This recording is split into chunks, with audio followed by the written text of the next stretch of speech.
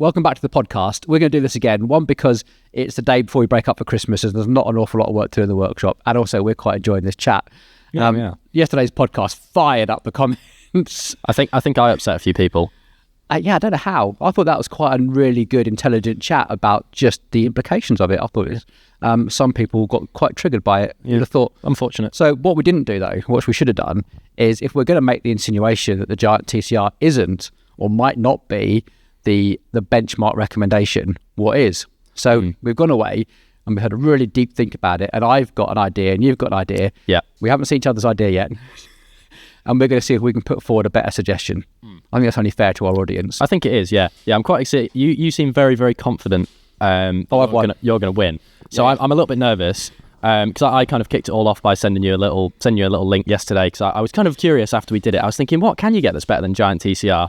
So I kind of started my search. I've got a few honourable mentions that I'd like to run through. We should talk about the rules first. Oh, yeah, we should actually. The rules. So the rules we set ourselves were, it all started because your first bike was a Giant TCR, carbon frame, carbon wheels, 105 group set, £2,000.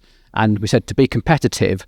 And the situation was if you were turning 16, growing up from youth bikes into your first adult bike and entering a youth race, and you were the father of or mother of that racer, what recommendation would you give? Just a blanket throwaway recommendation that you might give trackside.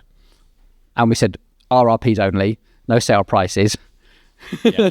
And that was and the reason for that, I think, is because we're too familiar with RRPs as being used as a, disposable thing, whatever, make up the RRP. It's going to be on sale anyway. It's all about the sale price. So let's go on the RRPs. So that was our criteria.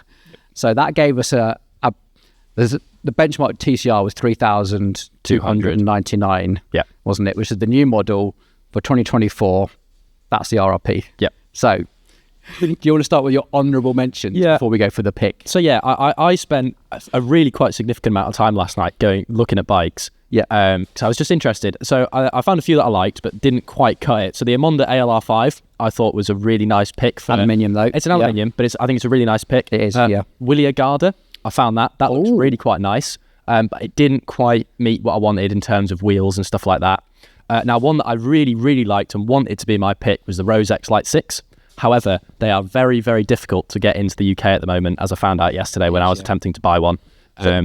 Rose, at one point before Brexit, was quite similar to Canyon, and like good direct-to-consumer brand, etc. But now it's they're pulled out of the UK since Brexit, haven't they? So and then I've got a couple more as well. I found the Canyon Ultimate CF SL8, which came with a power meter for £3,000, but it did have alloy wheels on it.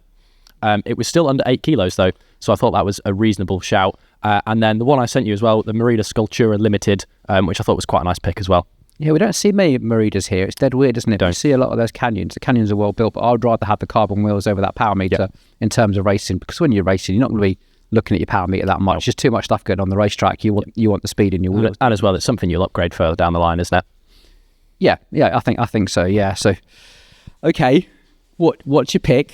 So I've gone for the Merida Reacto Limited. This is the aero bike from Merida. Reacto. Yeah. And I think it looks stunning. First of all, I think it's a really nice looking bike. The retail is £2,900. So I'm a bit under budget. Under budget. It comes with 45mm carbon wheels, but they are in-house wheels. That's good. Yeah. I'm not sure on because we don't see many of them. I'm not 100% sure on the servicing of them. So I'm not sure what hubs they come with because it didn't say. Yeah, they're a bit shady on that sometimes, aren't they? So they'll probably come with more like Formula hubs, I'd imagine. Yeah, something like that. 105 2x11, easy enough.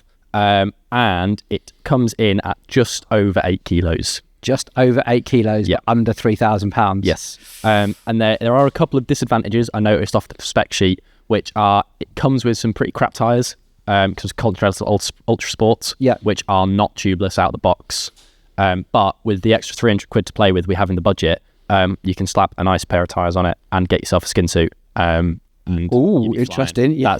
That's my pick. A skin suit, that's not to be sneered at, actually. They can get really expensive. Okay, I've gone down a slightly different route. I'll give you the specs first of what I found. Yeah. So, quality carbon frame from mainstream manufacturer. Right. 41mm carbon wheels. Okay. Full RRP. No, I won't come back. I'll do the full RRP in a second. a 73 race geometry. It's definitely a lightweight climbing bike. Full build weight is 7.7 kilograms. Oh, that's light. That's about 450 grams lighter than mine. BB386 Evo. Cool. Tick. Yep, good carbon layup. Vittoria Rubino Pro. Not a massive fan. Those wheels, Reynolds AR41s. Nice. That is a nice set of wheels. So I'm guessing this is a Canyon off of the Reynolds wheels. Nope. No? Saddle, Pro Logo Dimension. It's even got a good quality branded saddle. Cool. And it comes in a whole range of sizes. You get a size 43 to a 61. Oh, a 43. The really small people. Motor? No, this is a felt FR Advanced Ultegra. Oh, well, now, Paul, I'm looking at the RRP here, and you appear to have cheated. I've gone over budget a little bit. Quite significant. So you're £700 more expensive than me. I am, but our budget was $3,299. Yeah. And I've gone over budget by £300. Can I just say as well, I did have a look through some sales as well, and I found the Felt AR Advanced, which is the aero bike, on Merlin Cycles for £1,650. What an unbelievable bargain that is. That's amazing. So, now you see, at RRP though. At RRP, yes. You don't have to spend a penny on that. No, probably not. Probably not. That's done. That's it. Standard size seat post, good quality saddle. Even the bar tape is good. But I am thinking £700. So I'm at 2,900, and you're at 3,600. Yes. That's £700. I think I can make my bike significantly better than yours. Oh, no, as a challenge. What would you do? Upgrade the wheels? £700. I think I would I'd definitely do the tyres. Probably put a set of Goodyears on it for a nice budget. Good, really good tyres, nice, well wearing, but not the most expensive. Set them up tubeless. Yeah.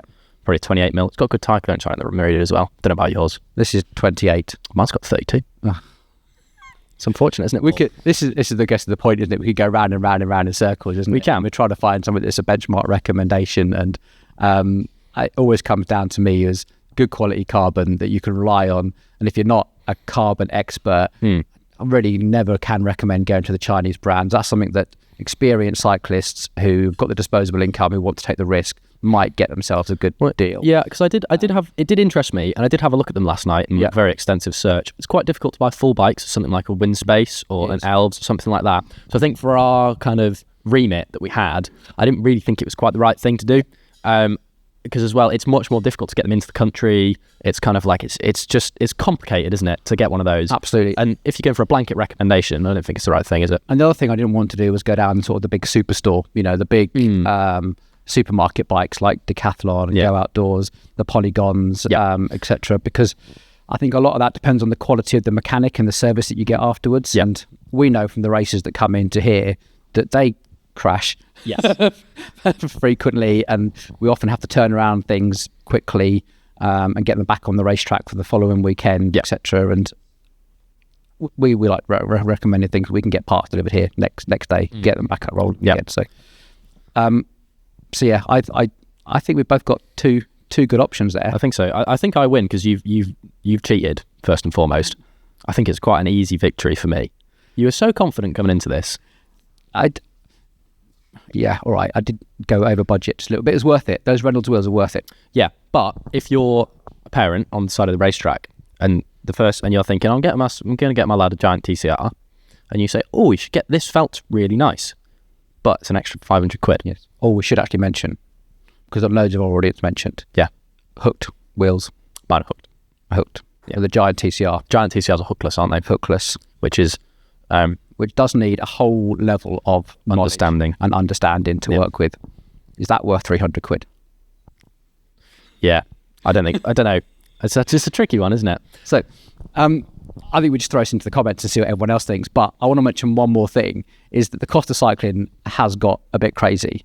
And I was thinking, what else, if you were a parent of a 16-year-old, what else would you be spending this sort of money on? Where does it go? Because the price has gone up massively. And I was comparing it to, well, put yourself in the parent's shoes. So your kid has been going through all the coaching courses and they've been starting to race and really enjoy it, and they're really into and enthusiastic about a really wholesome sport, and they could be doing something a whole lot unwholesome at that age, compared to football season tickets, football kit, football training, owning the horse, piano lessons, computer gaming, motorsport, yeah, potentially go-karting, that sort of thing. Kayaking around here is a really popular sport, that sort of thing. Is cycling still really, really as expensive as we might think it is, or do we just need to, I don't know. Yeah, it's a tricky one, isn't it? It's a really tricky one. I think as long as you've got, I think the thing is something, it's something good to do. It's a really good community around it, and it's like, I mean, I love it because it gives you freedom, doesn't it? It's something you can go and do by yourself, something you can do with your mates. Whereas if, say, you're going kayaking, or like you need a parent, to take you. Yeah, true. Whereas on a bike, you get that freedom, and you can just go and ride it wherever you want. Yeah, it's going to be a tricky one, I think, for sure, for parents going forward, because the prices have just got, and the whole competitiveness thing. In fact, someone in the comments put through a really good idea, was limiting either by cost cap or by weight cap, somehow trying to control the escalating costs of being competitive at that age group. Yeah, I mean, for the younger kids, they do have stuff like that where you're only allowed like 35mm wheels and things like that. But I think once you get to like juniors, really, it's uncapped. It's a free for all. And you can do, and a lot of kids as well, the more talented kids that get onto race teams and stuff, they might get bikes provided to them. Like if they're on a dev team or something like that, they might get a really nice bike provided to them. Like, for example, the FH Mask guys, they get the new Scott Foil, which we ragged on a little bit yesterday, but it is a fast bike, and they get one of those. So it's like, you do want something competitive. I think at this sort of price as well, I do think the secondhand market is something you would be looking at. Oh yeah, and like it's if you had parents who were cyclists, or you had a good network of friends around you prepared to help you out, I think secondhand market is definitely the way to go. Yeah, you'll get something. Absolutely. But as a blanket recommendation, I think obviously you've got something. You want something you can pick off the shelf. Brand new bike comes in the box. You can ride it off the next day. I think that's so. We're going to end this podcast because the little bit of this is we found the Giant TCR Advanced 2, which is carbon frame, carbon wheels, and for £1,999. Yeah. Even with its hooked wheels. Yeah. I think that has to win. Well, mine was on sale for 2,100 actually. Okay. But anyway, I do think just go around and round in circles, couldn't we? We could. I think what we want to do as well for another podcast is get what you could do for a custom build for this sort of price. So that is actually really true, because what's really happening in the market right now is that group set prices are just disappearing, wheel set prices are disappearing, and frames don't seem to be on sale as much. But you can build a very, very good bike at the moment. Yeah. For not as much money as you think, if you know what you're looking for. So that's probably going to be coming up in the new year, I think. But so. This is just some random content thrown out over Christmas. Good discussion points. And again, don't be offended down in the comments. Just get down there and join the conversation. It's all here to learn and share ideas. I don't think there's any one or right answer, really. Especially when you put in just things to consider. And if anyone wants to send us a Felt FR or a Marudi Reacto, we'd really love to test them, because we don't see very many of them around here, do we? I've ridden a Felt FR. They're really good. Are they? But I haven't ridden one for the last probably 2 years. Right. Yeah, they're good. They're stiff. They ride as well as a TCR. Absolutely. Yeah. The only thing with that is like the wheels. Anyway, we could go on forever. We better go back and do some work. Thanks for listening, everybody. If you like this sort of content, again, just put down whatever you think down in the comments. It's all good. Don't be triggered by it. It's all just good fun and banter. Right, till the next one. Take it easy. See you later.